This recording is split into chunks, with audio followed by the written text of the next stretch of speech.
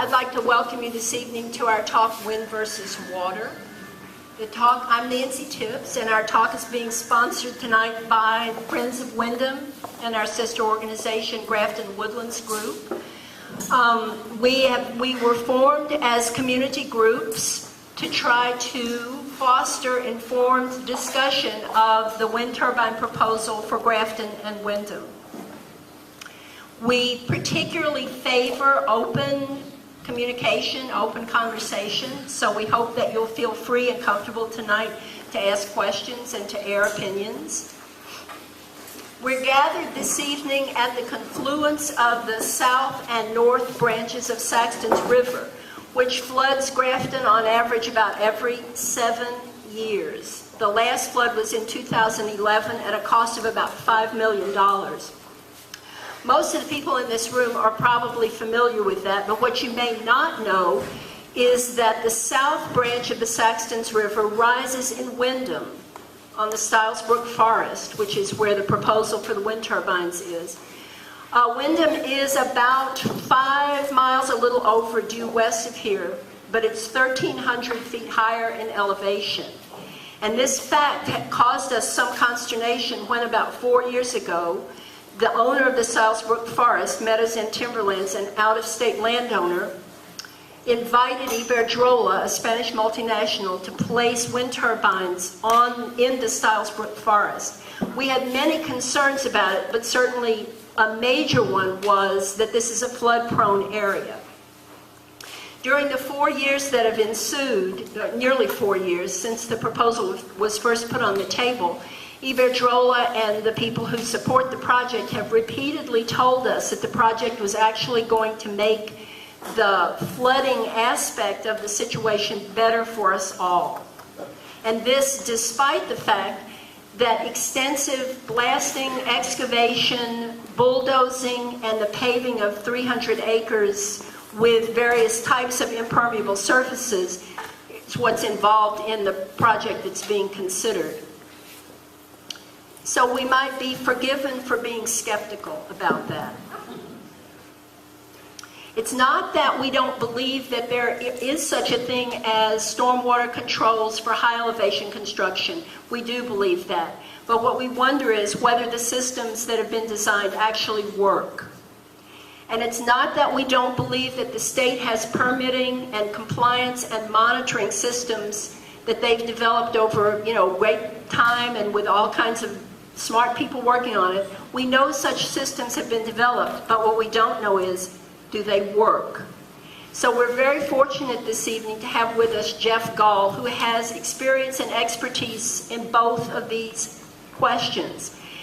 As an environmental engineer, he's designed stormwater control systems for large, complex problems such as ours. And as an expert witness, he's testified in relation to the Lowell Mountain wind turbine installation where an experimental stormwater control system was put in place.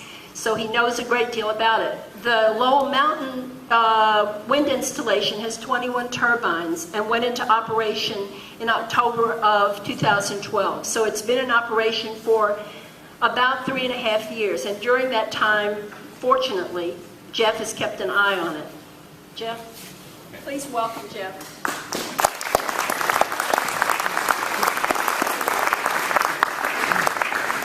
Can everybody hear me? So far, so good. Yep. Yeah, okay. I've never heard that anybody can't hear me. I'm pretty loud.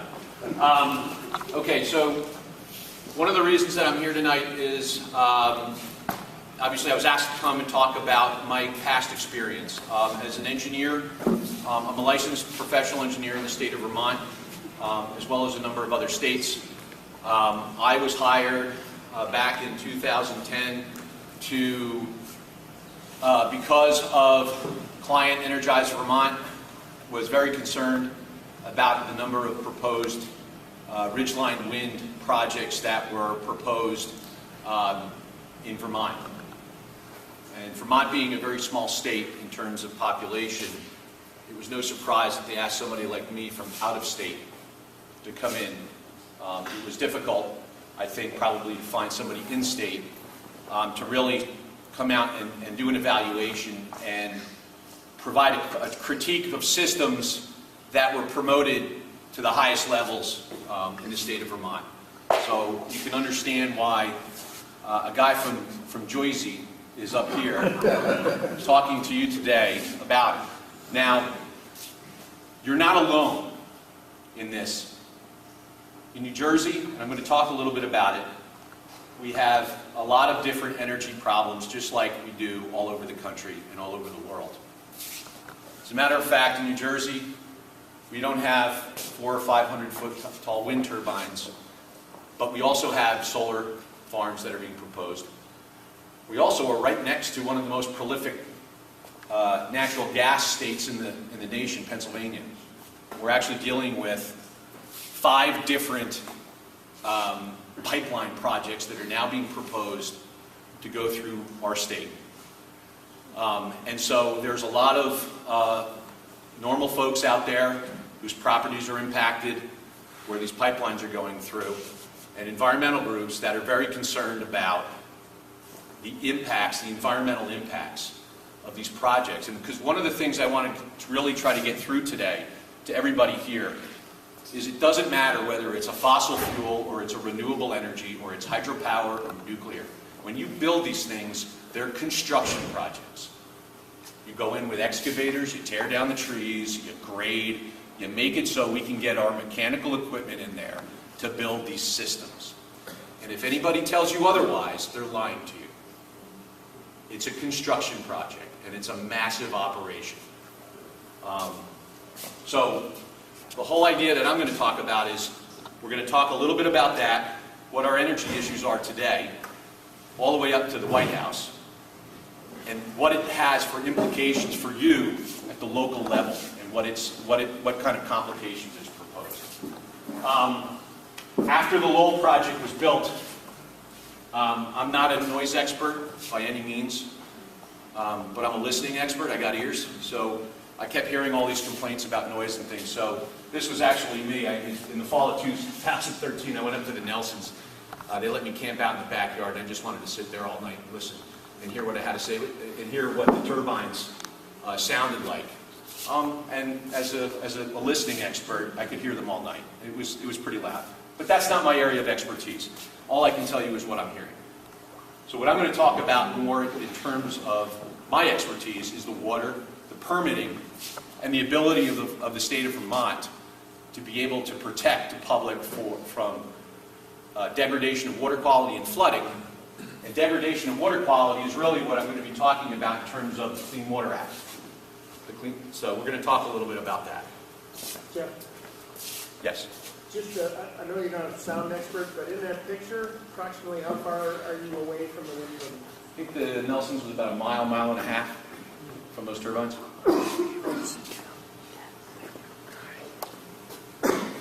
Okay. What's our current dilemma? Well, I'm from New Jersey. I'm part of a coastal state. A study just came out from Rutgers University in my state that sea level rise in the last century, in the 20th century, has risen the fastest in the past 3,000 years. The Earth is changing, our climate is changing. How do they know that? A number of scientists, they went around the world, they took cores, sediment cores, they looked at ice cores, and they figured out that based on what they're finding in the fossil record and soils, that we are indeed in a time where climate change has been accelerated. There's also a study by AECOM, they're a national well-respected engineering firm, that talked about coastal and fluvial flooding. When I use the term fluvial, I mean your rivers, river flooding. And the study that they performed and the analysis that they performed around the United States, I focused in on the Northeast, the 1% recurrence interval, and I'm going to explain what the 1% recurrence interval is, as opposed to the 100-year storm event. And by the way, they're the same thing in terms of what they are. The 100-year storm event in lay terms is, hey, it's that storm that happens once every 100 years. But people say, well, why is it happening more than once every 100 years? It's because it's really not a 1 in 100-year storm event. It's what's called a 1% in probability chance of occurring at any moment in time. So for every year, there's a 1% chance you're going to get that flood event that's going to flood you out. And that's going to have that, and that's what FEMA looks into, is that 100-year event. So it's a 1% chance. So you could have a 100-year flood today, and you have the same probability of 1% of having that flood tomorrow. What they're saying is, by 2100, year 2100, and I think most of us, maybe my head will be in a jar at one point, I don't know, I want to live that long, but most of us, or probably at least most of the people in this room will not be here. In 2100, they say in the Northeast that floods, the peak flow of floods will have increased 21 to 40% in the next 100 years. Again, climate change is happening. I get it. I think we all get it. And by the way, this is in my state. This is, I believe, Manteloking, Hurricane Sandy.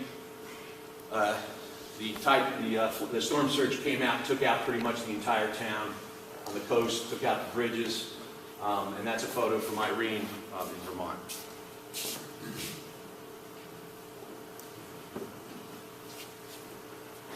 Well, what are we doing about this? And what are we doing about energy security? There's a combined effort here. We're talking about energy security and climate change. And so in 2012, President Barack Obama came out with the all of the above strategy for energy security as well as addressing climate change. They said we've got to develop every possible thing we have in this country. We have to do it. We have to keep it here.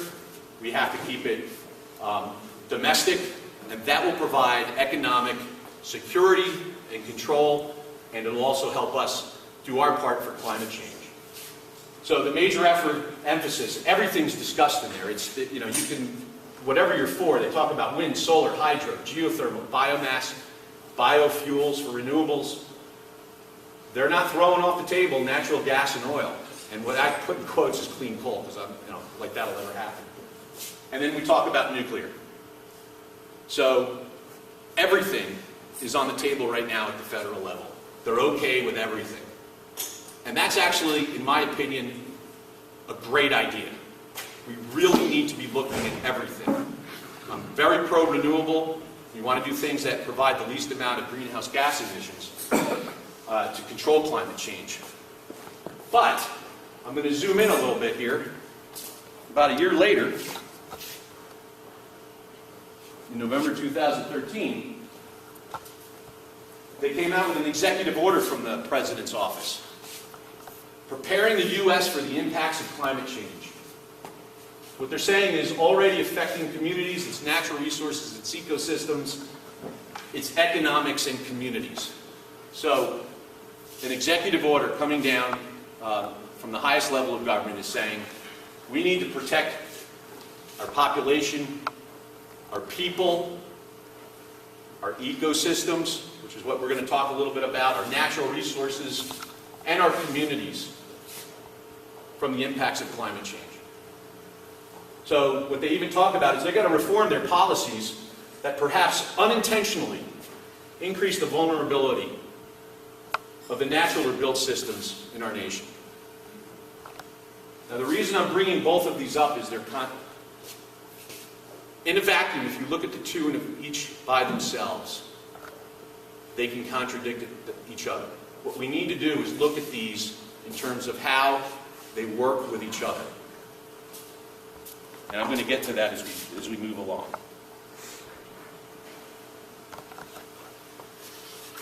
And what I'm saying is we have competing strategies here. And I'm zooming now into the state of Vermont. The state of Vermont has two overriding goals, and I'll talk about each of these quotes in a second. You'll be able to see them when I zoom in. There's the preservation of natural resources. I've worked with the state of Vermont before. Dam removals, natural, ecosystem restoration is definitely a priority to them. There's no doubt. But there's also a Vermont renewable energy strategy, which, if not worked in the context of preservation of natural resources, is, in what my opinion is, you're getting on some of these ridgeline wind projects. So let's first go in, and nobody's going to be able to see this. I'll read it to you. This was an op-ed by your secretary, Deb Markowitz, of the Agency of Natural Resources, a year after Hurricane Irene. And what she said is we need to slow stormwater before it rushes into streams. Our steep mountain hillsides send water rushing downhill, not only during storms like Irene, but also during smaller storms. She recognizes that even smaller storms are a problem. She further goes on to say we need to ensure that floodwater has somewhere to go. Our farms, wetlands, and fields provide a place where flooding rivers can spill out and slow down. Healthy forests protect us by absorbing as much as 70% of the rain that falls before it flows overland to streams. Protecting these areas means less flood damage in our valleys, villages, and homes.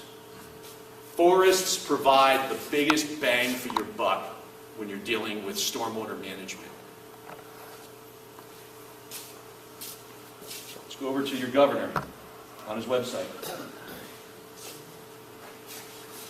Governor Shumlin, pursuing clean energy policies in Vermont isn't just about doing what is right for our environment, protecting our unrivaled quality of life. And that's nice. A thriving clean energy sector is also integral to our economy, keeping young people in Vermont, making the state a more affordable place to live. That's why he feels very strongly that we must lead on creating a clean energy economy based on Vermont values. They're going to add 15,000 jobs in his quote on his website.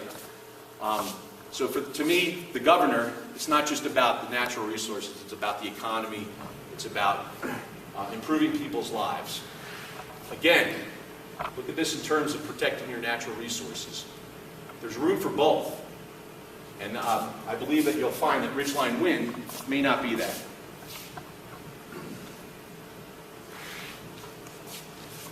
So, the two things that you deal with, I was telling you I'm dealing with solar and gas pipelines in New Jersey. We are dealing with also, we're still behind we're still a little behind on wind. They're looking to put wind in in the Atlantic Ocean to provide that energy, but we're not quite there yet. But I wanted to provide two examples of what you're dealing with solar and wind and why these two examples show that there's a contradiction between the protection of your natural resources, your forests and wetlands, and renewable energy and dealing with climate change.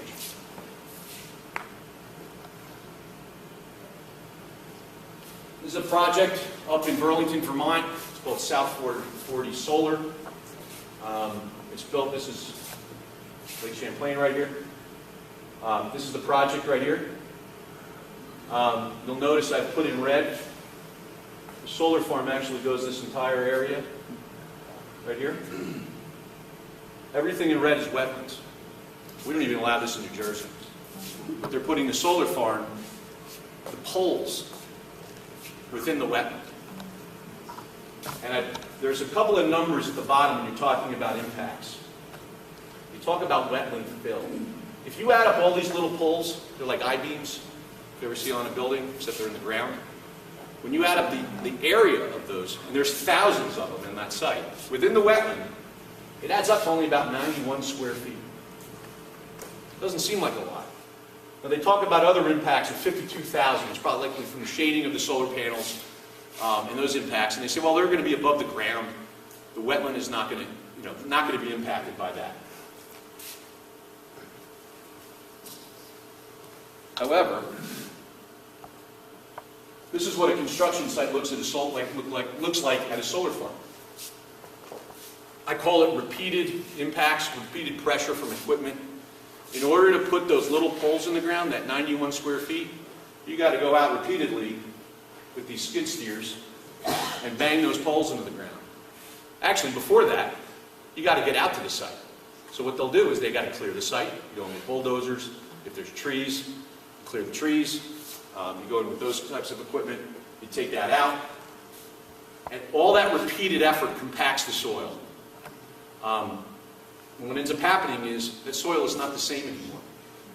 That's something that we're actually also dealing with in New Jersey from impacts on agricultural lands. When you have a construction site on an agricultural land, it forever changes the value of that agricultural soil. Through compaction, through excavation, through stripping, simply stockpiling topsoil in a pile for a period of time kills all the biological activity in those soils. It's a construction site. They're clearing it. They're putting the pole, and then they go in and they put the poles in, and that equipment leaves, and they got to keep coming back. Why? Because they have to put the panels up. So this is a typical site. This is actually an upland site from a project that I photo documented up here. And so they got to come in and put the poles in. All that material was compacted, it was cleared, they stripped the topsoil, then they came back and put the topsoil back. What you don't also see on these solar farms is they actually have to put underground piping in to get all the electrical wire and get that energy you're developing off the site. So there's actually also underground cable and wiring that actually has to go underground as well. So you're really not going it's really not 91 square feet. It's the entire wetland, for example, on that South 40 site. Here's a site, this is actually the Barton site, solar site in Vermont. And you can see during construction, soil was compacted, there was a significant amount of runoff. There is a significant amount of impact. Again, I'm not telling you that solar is bad. I'm telling you that if you're going to build these projects, you've got to accept them for what they are. One of the things that I wanted to bring up on the solar farm, and I'm going to go back to wind. Study done at the University of Maryland. It was called the Hydrologic Response of Solar Farms. It was a model that was completed. They were concerned about, and the reason, let me back up a little bit. In New Jersey, they passed a law that solar panels cannot be counted as impervious cover. In other words, as an engineer, I'm not allowed to design a solar field and take into account the solar panels now, by law. I have to assume that the only impervious cover I have are the poles and other pertinent structures associated with it. I can't count the panels. They are elevated, and this study shows that in one sense, it's not a bad law, and in another sense, it's a terrible law. The reason being is the study that they performed at the University of Maryland, they looked at what happens if we have elevated solar panels, and rain hits them, runs off. What does that do to peak flows and peak volumes of stormwater?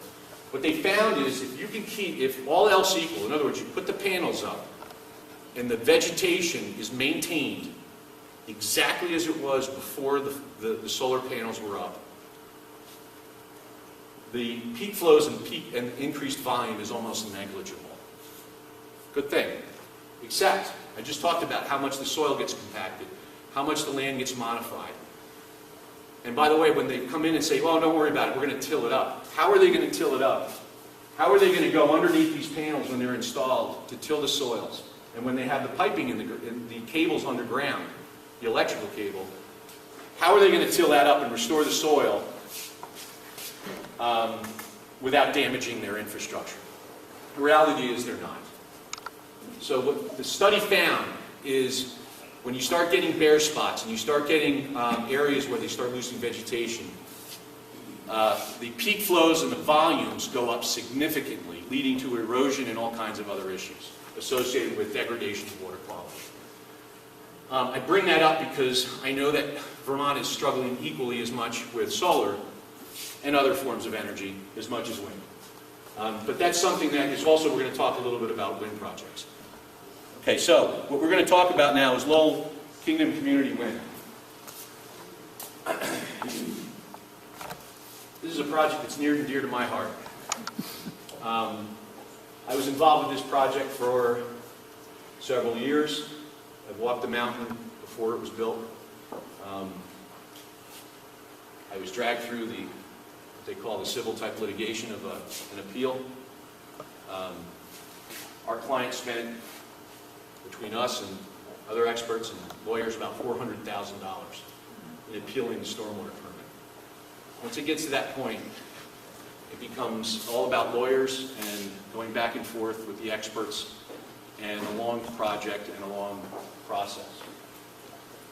Lowell Kingdom Community Wind, 21 turbines at 63 megawatts. There's about 7 miles of new roads.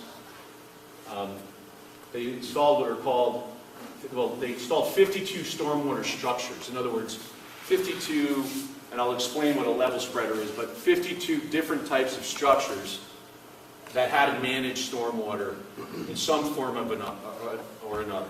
Ponds, level spreaders, you name it. There's also what they call 50 manner of discharge points, and they basically, in order to show compliance, they have to model the streams in the area and figure out, what the impacts are. And they have certain modeling targets for that. And what they did at Lowell is they did what they wanted. Their claim was they wanted to do the minimum impact on the environment that they could. So what they said is we're going to use these level spreaders. The level spreaders are not an accepted form of stormwater management currently for the state of Vermont. The state of Vermont, through legislation and technical people, have what's called the Vermont Stormwater Management Manual. A lot of states have them. They basically provide performance standards to reduce peak flows from flooding, protect water quality, and protect stream channel stability. And there's typical types. Where you drive down the road, you might, in an urban area, you'll see a detention basin, like a big hole in the ground, looks like a crater. That's a stormwater basin. That's actually an accepted form of stormwater management in the Vermont Stormwater Management Manual. And the problem here is that if you built all these stormwater basins, at least according to the applicant, is we were going to disturb much more land. We're going to have to build all these big basins, and we're going to have to. It's going to make much more. It's going to have much more of a requirement for land clearing. So what we're going to do is less. So what we're going to do is not put in those basins. We're going to put in these things called level spreaders. And level spreaders are basically, it's right here, they're built of rock, they're level, and they spread. Makes pretty much sense, right? Good call. So water comes off the roads, it goes into these little tiny ponded areas, it rises up, and it flows over the level spreader. And what it's supposed to do is take rainfall that hits those impervious areas and concentrates on the road, goes down to these level spreaders, and the water will rise up, just like on a table. Just, I've seen them say, it's going to be as level as this table right here. And the water will go back to sheet flow and recreate the sheet flow of these systems. The fatal flaw of these systems, though, is if they're not exactly level, then stormwater flows much faster and you get erosion and you get higher peak flows. They actually have, I believe it's 32 of these up on Lowell Mountain. What really happens is, over time, when you're dealing with Vermont winters, that's a little close-up of it, you're dealing with Vermont winters and weathering and erosion already on these level spreaders, and what ends up happening is it doesn't flow level. As a matter of fact, it's so not level that the vegetation is already grown here. I believe this was taken in 2013, over a year after the site was built. And you'll see that it's focusing, the water's flowing right here. So it's actually not going off the site as sheet flow. It's going as concentrated flow and going over the land. And it's going down the hill, and because it's closer together and it's not sheet flow, it doesn't have as much contact with the ground surface, so the ground can't slow it down and it goes faster. So the question then becomes, they modeled it as sheet flow, but is it really flowing as sheet flow? Now, during the appeal process, we argued that the 150 feet that they say this was going to flow as sheet flow, based on their 20 to 30% slopes, by all the literature, wasn't going to happen. And it's not happening. And is evident by these level spreaders here. So the peak flows of these systems are not that easy. And keep in mind, there's 52 stormwater devices on this site they have to manage.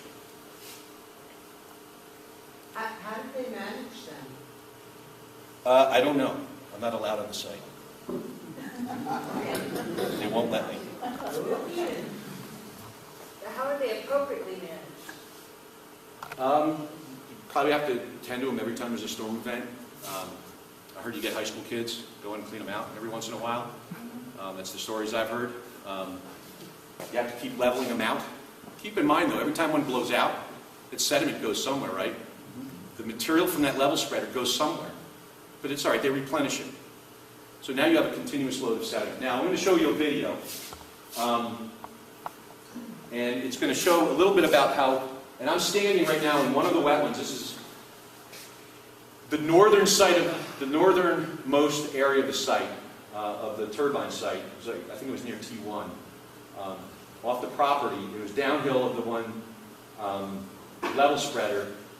And according to their calculations, that flow was going to go as level spreader, very sheet flow, a few inches thick, evenly to that wetland. Let's see if it comes up here.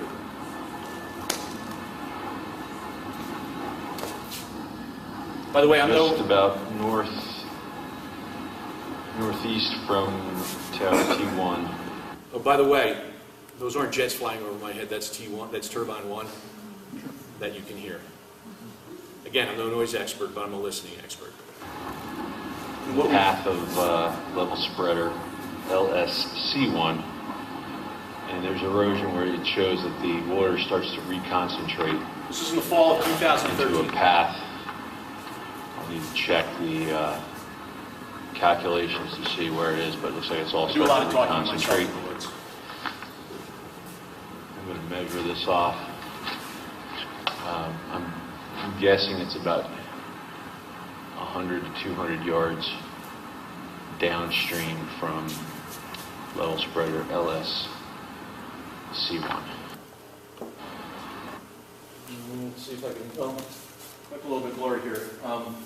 What's happening is, where I was standing was in the wetland, and you'll see there's a little, I call it a head cut, starting to form.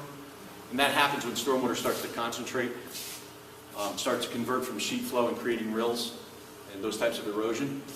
So what happens is, that will now continue until it comes to an equilibrium. But I found evidence on this site that it is not flowing as they modeled it. It is concentrating. And what that will do, and unfortunately they're not monitoring that at all, is what will that do to floodwaters and the peak flow reductions on that site. One of the issues, and this is where I'm going to talk about, I really personally, it's my professional opinion that the Agency of Natural Resources does not have the resources to enforce these permits. These projects are big. They're big and they have a lot of stormwater controls associated with them. And so that's enough already for the wind developer to maintain these structures. And I put this up here that regulations are only as good as enforcement. And really what gets to the heart of the matter for me is condition 14 of the Lowell Stormwater Permit. The reason being is when we talked about those, I talked about those alternate systems that are not in the manual, but they use them here. They're allowed to use them, but they have to complete a study for a period of time after construction to show that they work. So in other words, they're allowed to install them. There's no pilot test. They're allowed to install them by the manual on a project scale. And they have to monitor them. And if they don't work, the Agency of Natural Resources then comes back in and says, they're not working. You have to build those accepted stormwater systems. Or they might say it's working, and it's fine. You're meeting all the quality standards and everything else. So guess what? Once it's approved for one project and the study is approved, it's now an accepted practice, even if it's not in the manual, if they have data to show that they work. Perfectly sane and logical way to evolve with the changing technology of stormwater management. And what gets to the heart of the matter is when my client appealed this permit, the Public Service Board said, now hold on a second. They said they're going to monitor these things. So what's your problem? If they don't work, they're going to have to build those big new systems. They're going to have to build those big basins. The issue is they haven't done it yet. As a matter of fact, a year after they were done with construction, they were supposed to start this 3-year study. And that was in 2014. It's 2016, and as of February of 2016, no studies have been accomplished yet. How do I know this? I did a Public Records Act request. I got all the documents. As a matter of fact, I asked for just Condition 14 documents. They said, I'll tell you what, let me give you everything, because it's a lot to go through. So I do have literally everything that they have associated with the Lowell operational stormwater permit. And right as of, at least as of February, early February, when I got these documents, they hadn't even started the study. There were emails going back and forth. They basically said, you know, a person from A&R said to the consultant for Green Mountain Power, where's your plan, where's your plan, where's your plan? And they kept saying, there was one in April of 2015 that says, we're still working on it, we're still trying to pick these level spreaders, we're still trying to find them. The next email was actually January of 2016, 8 months later. A&R sent a nearly identical email out and says, where's this study? Where's the plan to do these studies? And so, I don't know, maybe when I asked them for this information, maybe that triggered them. I don't know, maybe they're in the process of doing it right now. The problem is their permit expires in August of this year. The permits for these systems, this individual permit, was 5 years. Time enough to build a project, implement a study, determine whether these level spreaders are working or not, and these what I call experimental systems, and then determine whether they should reissue a new individual permit or require the applicant, Green Mountain Power, to build systems that are acceptable. Hasn't happened yet. Hasn't happened. I have no idea why. I'm not going to get into either politics or the staffing resources or anything else at the Agency of Natural Resources. But for some reason, it hasn't started yet. And guess what? Deerfield is going to start construction very soon. The Public Service Board, as I understand, is very close to issuing their construction approvals to start. They have these exact same level spreaders. They have the same systems. No monitoring has started yet on this site. Jeff, when were they supposed to have begun the study? What it states here is the operational phase of stormwater management alternative design and performance monitoring plan prepared by VHB dated 9/20/2010. 2010, by the way. They had a plan in place in 2010 before they even got the permit. Right now, they just need to pick the level spreaders. And last revised in December of 2010, shall not commence until the new design alternative treatment system has been in place for 1 full year from the date of construction. The consultant even put further that said, and by the way, the Vermont Stormwater Management Manual says you have to complete your study within 3 years. And the consultant went further to say in their application of that plan, we're going to do this study over the course of 3 years. So it was going to be a 3-year study. So right now, A&R has no information to make a determination on whether or not that permit should be renewed. Will they renew it? I don't know. I hear yeah, probably. What are they going to do? But the fact of the matter is, they have no data right now. Now, you're going to hear things. They're going to probably see this presentation. They're going to say, we're monitoring this project. Part of our water quality certificate, our showing of compliance with the Clean Water Act that's issued with the stormwater permits, we've already got monitoring stations downstream from this project. They even have one up at Sheffield. Except all those points, those areas that they're monitoring, minimum 1,000 feet downstream, a couple miles. Sheffield, I think I even measured one that was like 2 or 3 miles downstream. So they're not monitoring these sites at the point of discharge, and by the way, at the regulated waters that run right all the way up to these discharge points. They're monitoring thousands of feet downstream. To me, that's not showing compliance with Condition 14 that's in the permit.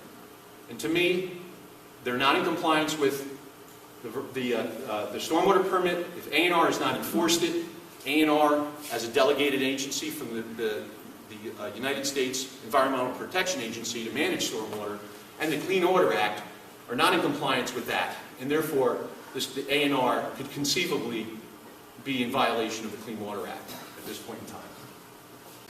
We talked a lot about this in general in Vermont and a lot of the issues at hand. Why is it important to the people in this room in Windham and Grafton?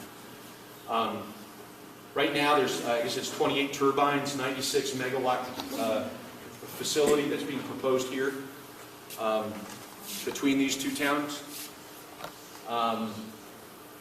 It's a much bigger facility than Lowell. It's bigger than Deerfield. It's definitely much bigger than Sheffield. So one of the things that I did get, I obtained, I went online, there was a press release about, I think Iberdrola came in and they had a map, showed where all these turbines are going. So I used those, I overlaid it on in GIS and Google Earth, located all the turbines. I think I'm pretty close to where these turbines should be. But one of the things that's not showing up that I think is important for the people in this room to know is that it's just not turbines, it's not these poles that are going to the ground with these turbines going in. They have to get in there. They have to get in there and build them. They need access roads. We talk about Lowell having 7 miles of access roads and crane paths.